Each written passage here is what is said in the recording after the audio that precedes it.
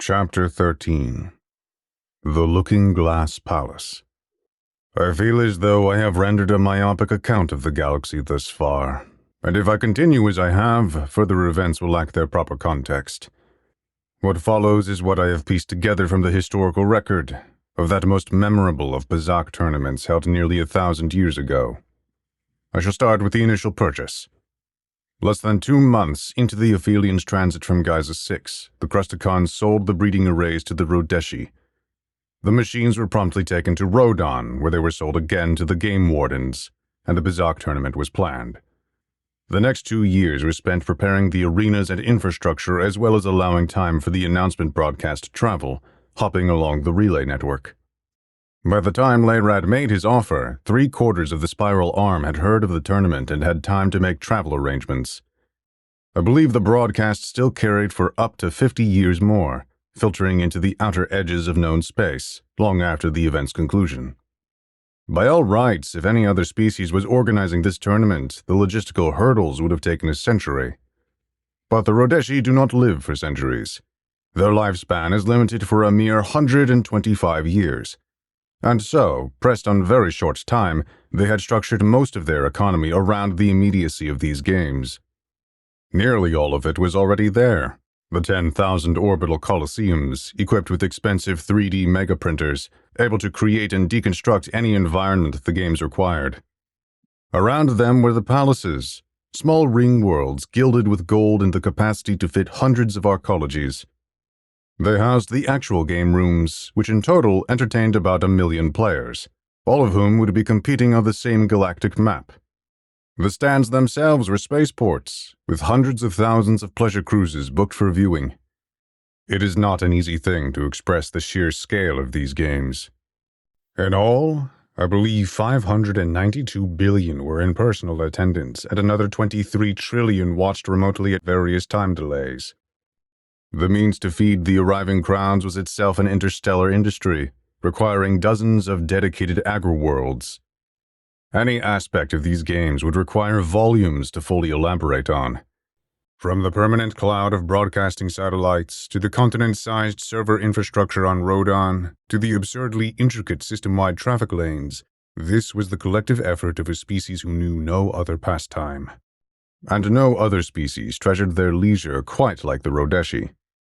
But perhaps the best example, a true wonder of the galaxy, was the massive superfleet.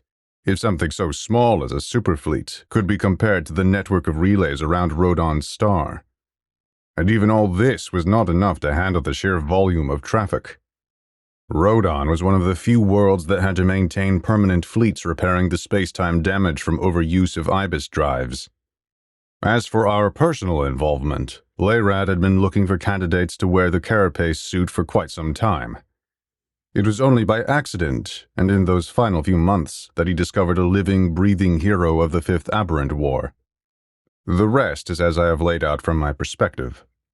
And finally, for those who have studied this era in history, you can find my full research in the appendices of this account. However, I regret to inform you that I may not be able to answer your most pressing questions regarding the tournament. I cannot say for certain when the Zurok decided to involve themselves, nor precisely by what means they had infiltrated into the Rodeshi high castes. Oberyn had extended many invitations to Aemon to attend the banquets taking place before the Bazak tournament. It was only after a generous bribe that Aemon acquiesced to one, and only one. Later, I'm surprised Aemon accepted at all. I can only surmise that resources on the Aphelion had been so desperate that his hands were all but tied in the matter. But then again, it might have been the singular individual who also happens to be in attendance at that party. As for myself, I was brought along as well. And Ingrish, who could not bear to see me alone, reluctantly put on the phonic color.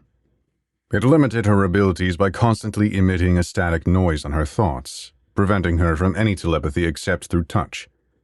She pulled me aside during the party, and we waited in a tall balcony overlooking the hall as Aemon was paraded around by one of Oberyn's attendants. The game master himself was strangely nowhere to be found. The Looking Glass Palace sat in low orbit around Rodon. It was originally an observation platform, built by humans no less, as they supervised the development of the Rodeshi people in the late days of Third Expansion. As such, it was one of the very few structures in the Rodon system not pointed towards the Colosseums. Instead, the palace observed downward, towards the dark gray expanse that was the Rodeshi homeworld.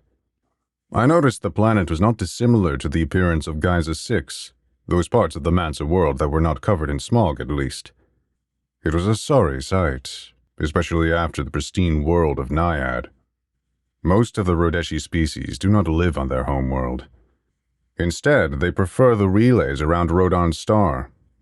Even among those who stayed near the planet, very few lived on the surface. If you asked a Rodeshi where they considered home, they would answer in orbital altitudes and station names rather than any land or place. For better and worse, they are of a kind that only look upward. Returning to the party, we sat in the gigantic sphere hub of the Looking-Glass Palace, which was once a human command bridge. Down below on the main floor was a central raised platform with a circular dais. Once the captain's deck, it was set with various tables and buffets and a decorative projector which displayed a 3D map of Rodon. Deep control trenches progressively ringed outward around the dais. Once filled with tech equipment and administrative staff, these were remodeled into private booths for conversation and the enjoyment of various substances. And finally, where we sat, were the viewing balconies up above. Once reserved for station personnel, there were now seats for the waiting attendants, personal servants, and those guests who could not secure an invitation for the amusements below. Ingrish glowered at the Rodeshi banquet, running her nails along her black gown and looking as though she might murder the aliens down there. For myself, I sat numbly in my chair. Ingrish had given me a spiky piece of fruit to eat, but I had set it aside, the taste being nauseatingly too rich. I rested my elbows on the railing, looking out over all the party guests, most of whom were the Rodeshi elite. But as boring as they were, I did pick out a smattering of colors and shapes of other species, all from the ultra-wealthy castes of their own worlds. "They're asking Amon about you," Ingrish told me, gently putting her hand on my arm. "He's receiving buy offers." "How?" I asked, wondering how she knew without her abilities. "Earpiece," Ingrish explained. "But I can tell anyway. They're too polite to stare, but they are all glancing our way." Ingrish raised an arm and made an incredibly rude gesture with her hand. I heard a murmur of distant chuckles and conversation, much too indistinct to make out, even if I could understand the language. Ingrish sank back into a chair, tiredly throwing herself back with a groan. I glanced at her, wishing that I had the same ability she did, that there was some way I could comfort her with the same emotion she often comforted me. She glanced towards me suddenly and smiled, lowering her head. "We still have a few hours to go before it's over." I shrugged my shoulders. I am told, unlike most other humans, that I am among the rare few individuals content with nothingness. Or rather, I am one of the few who is content with himself. Whereas most humans need something to engage their attention, I am able to sit for many hours with no such distraction. And I do not believe this trait is due to the insects, at least not directly. The Mansa made no attempts to control how I thought or felt. But to live among the Mansa, to survive among the Mansa, one must be able to divorce themselves from the desire for distraction, for entertainment. We often seek these things to express our intellects outward, because being left alone with nothing but your thoughts becomes torture. I believe this is why most slaves went mad and committed suicide in their first year. But this time, I could not sink into the recesses of my own mind. I noticed movement near the back, and Ingrish yelped as Oberyn suddenly appeared and took a seat next to us. "What are you doing here?" Ingrish asked, gripping my hand. "Where else would I be? These are the seats of honor, of course." Oberyn flashed a smile. "The game has been in play for a while now. You're about to see the opening gambits." "I don't understand what you mean," Ingrish said, uncomfortable. Oberyn chuckled. "You'll see soon enough, I promise. But while we wait, here before you is an opportunity to witness what separates true talent from the rest. Second-rate players, the kind who would wholly unappreciate a piece such as Amon, they only look at the mechanics. But that is what makes our games unique. What happens off the board is just as important as on. English sneered at the Rodeshi, causing Oberyn's grin to grow wider. You take offense at my species' way of life? He looked at her as if she was something of new interest. I think murdering people for entertainment is wrong, English objected. I do not deny that most of the galaxy come to spectate our games for the blood, for the sliced flesh and crushed bone. Certainly they come to us to satisfy their most debased appetites, but they are not the reason for our sport. And I think if you set your prejudices aside, you can find what we do here entirely reasonable. English snorted in disbelief. Oberyn leaned over, looking down upon the comparatively short English. Tell me, don't Bacche have games as well? Doesn't your species engage in drama? Don't you pretend to make war? Yes, but... And more than that, shall we discuss your literature? I am certain if I peek into your culture, I shall find every depiction of every brutality imaginable. So it is with most of the galaxy. In fact, I would say your kind are far more creative. We have Berserk, while you have invented songs, dances, poetry, illustrations, every form of art depicting the exact same thing we do here. And your people consume it no less voraciously than we do. So why it is that you judge us for merely being honest about this instinct, for which you do everything to excuse yourselves of? That's different. English looked out over the crowd, trying not to pay attention to Oberyn, who was staring at her, unblinking. Yes, as long as it's not someone real getting hurt, correct? To which point you'll invent lifelike biots and hollow-generated scenes to simulate the real thing as much as possible. You'll enact these fantasies with every texture, every scent, every small detail. But so long as it's not real, right? What's your point? English asked. Oberyn innocently held up his hands.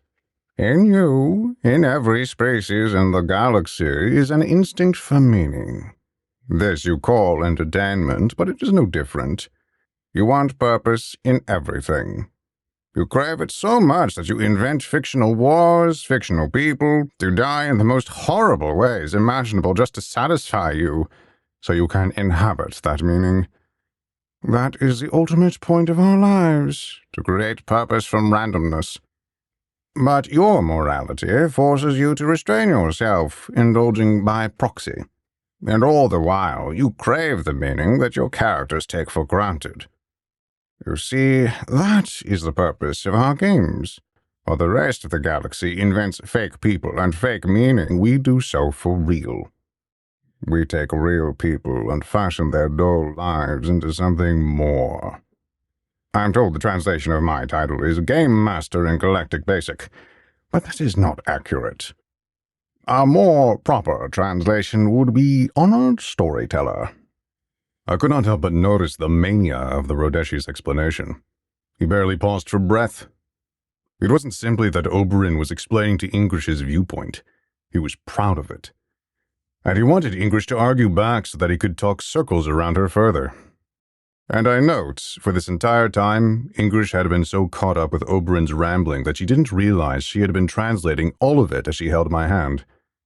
It had become something of an automatic habit for her, and I am certain, if I had allowed a single thought to cross my mind, she would have noticed and pulled away.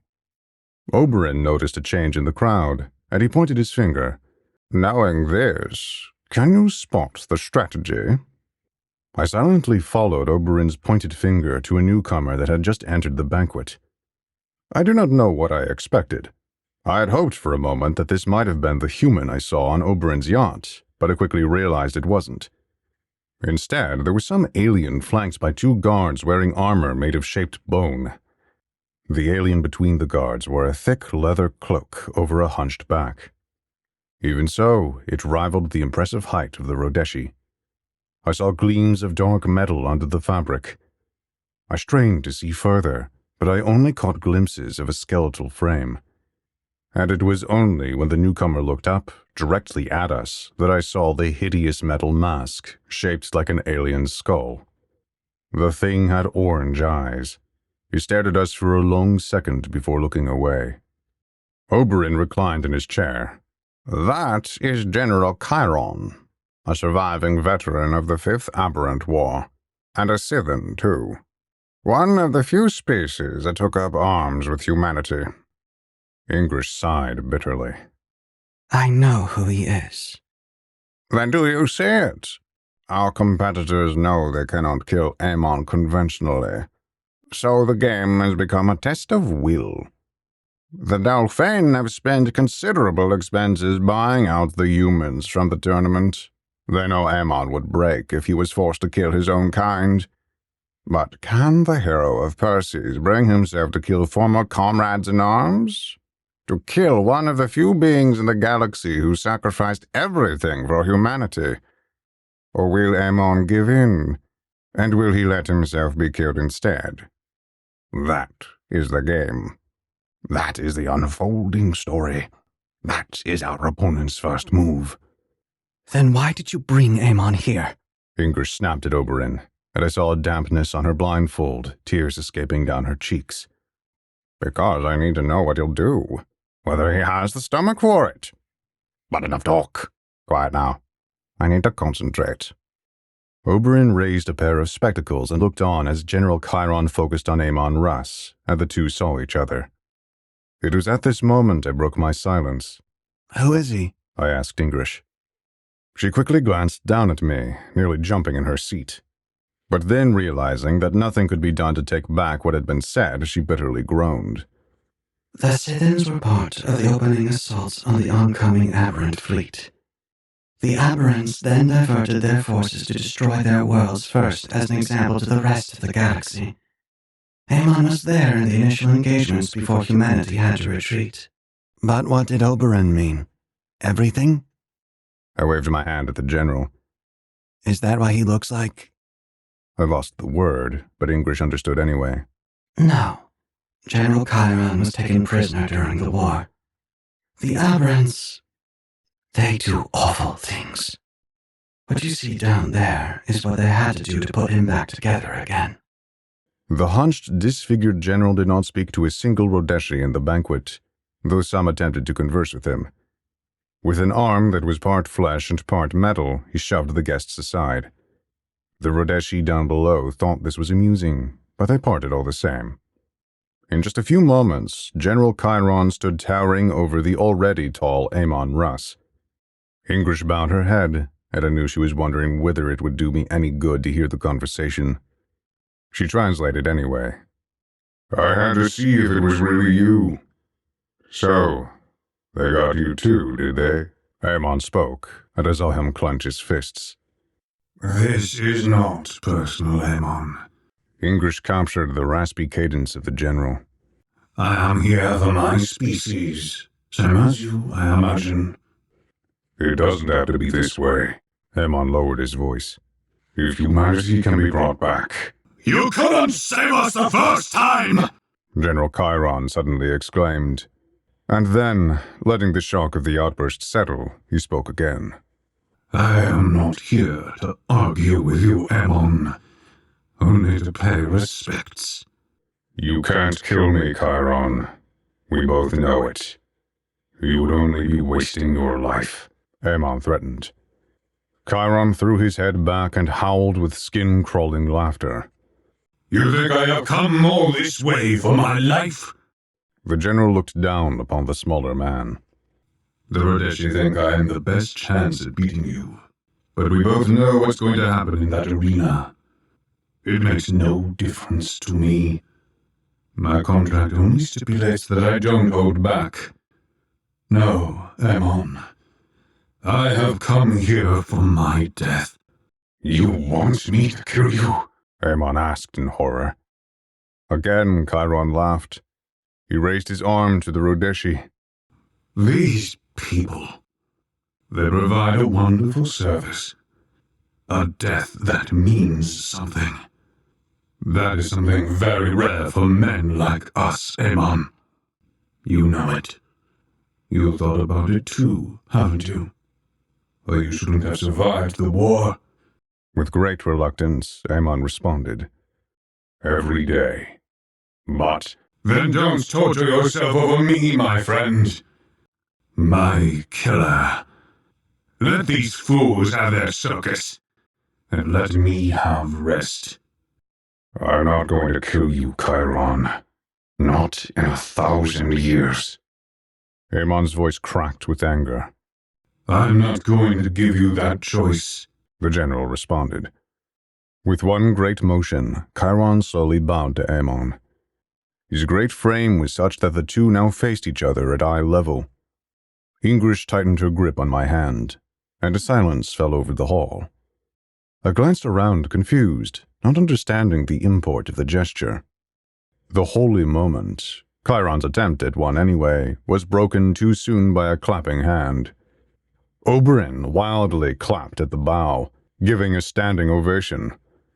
The Rodeshi who were Oberyn's allies, or those who had bet on Oberyn at the gambling tables, swiftly began clapping as well. The banquet hall became a chorus of deafening applause, though I picked out other sets of eyes unhappy with Oberyn, who watched on, patient and plotting. The general's mask twitched, and he suddenly rose again. Orange eyes swept over the crowd in utter disgust. Finally, the general looked up at us again. The metal hand pointed towards us, towards me, and he shouted loud enough for the room to hear. Da sun vari! Mal! General Chiron bowed again, and the room became very quiet. I was frozen, unable to comprehend or react. I looked at Ingrish, but she was as shocked as the rest of them. The once amused Rodeshi were all silent at the general. Whatever he said so profoundly angered the room that not a soul breathed as the general knelt to me and me alone. And then, rising with fury, the general left the banquet hall with his 2 guards, and all eyes followed. Oberyn was the only one still himself, grinning from ear to mottled ear. What did he say? I asked Ingrish. Ingrish glanced at me. In polite language, She slowly said. See that child over there? I recognize him too, and I see no other equal in this room.